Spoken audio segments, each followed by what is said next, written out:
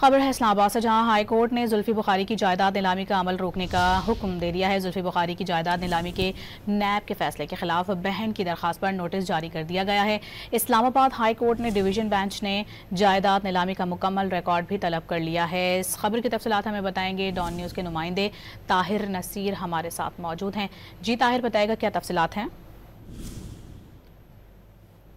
ताहिर नसीर से रब्ता करेंगे, इस खबर की मज़ीद तफसीलात उनसे हासिल करेंगे। फ़िलहाल आपको इस खबर से मुतालिक मज़ीद बताएं कि अदालत ने जायदाद नीलामी का मुकम्मल रिकॉर्ड भी तलब किया है। नीलामी के इश्तिहार से जायदाद की नीलामी के अमल का इल्म हुआ। वकील बाबर आवान की जानिब से ये बताया गया है। साथ ही आपको बताएं कि 2100 केनाल मुश्तरका राज़ी है, जिसकी तकसीम अभी नहीं हुई। नैब को नोटिस आइंदा समाअत तक जवाब तलब कर लिया गया है। समाअत नवंबर के तीसरे हफ्ते तक के लिए मुलतवी कर दी गई है। तो खबर यह है कि इस्लामाबाद हाई कोर्ट ने जुल्फी बुखारी की जायदाद नीलामी का अमल रोकने का हुक्म दे दिया है।